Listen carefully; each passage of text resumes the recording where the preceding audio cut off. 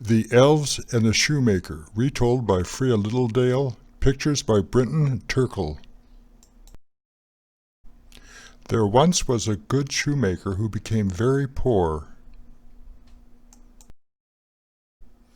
At last he had only one piece of leather to make one pair of shoes. "Well," said the shoemaker to his wife, "I will cut the leather tonight and make the shoes in the morning." The next morning he went to his table and he couldn't believe what he saw. The leather was polished, the sewing was done, and there was a fine pair of shoes. Not one stitch was out of place. "Do you see what I see?" asked the shoemaker. "Indeed I do," said his wife. "Yeah, I see a fine pair of shoes." "But who could have made them?" the shoemaker said. "It's just like magic," said his wife. At that very moment a man came in with a top hat and a cane. "Those shoes look right for me," said the man. And so they were. They were right from heel to toe. "How much do they cost?" "1 gold coin," said the shoemaker. "I'll give you 2," said the man. And he went on his way with a smile on his face and the new shoes on his feet. "Well, well," said the shoemaker, "now I can buy leather for 2 pairs of shoes." And he cut the leather that night so he could make the shoes in the morning. The next morning the shoemaker woke up and he found 2 pairs of ladies' shoes. They were shining in the sunlight. "Who is making these shoes?" said the shoemaker. "They are the best shoes in the world." At that very moment 2 ladies came in. They looked exactly alike. "My, what pretty shoes," said the ladies.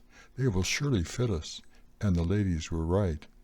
They gave the shoemaker 4 gold coins and away they went, clickety-clack, clickety-clack, in their pretty new shoes.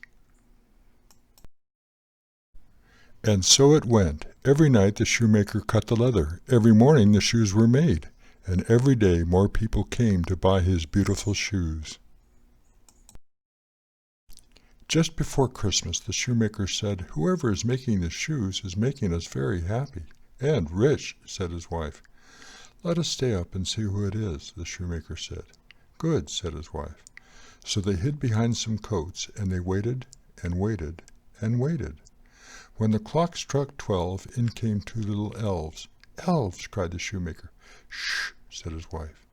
At once the elves hopped up on the table and set to work.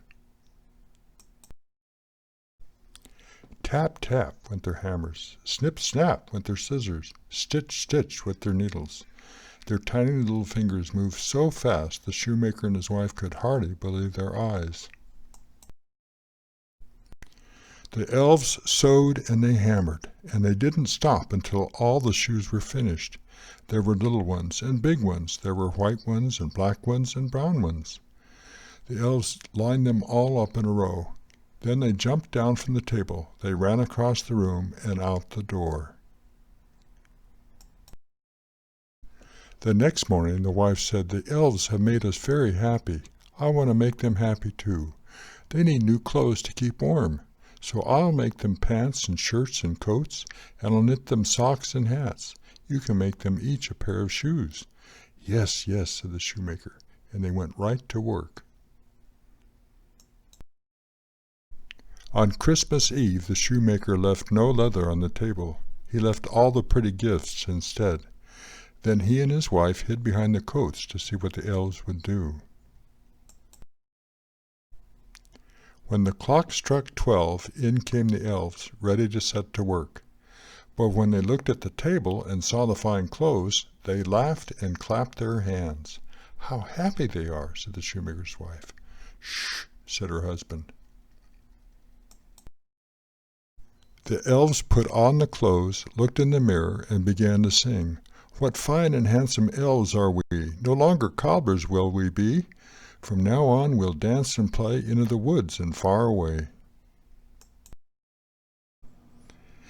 They hopped over the table and jumped over the chairs. They skipped all around the room, danced out the door, and were never seen again. But from that night on, everything always went well for the good shoemaker and his wife.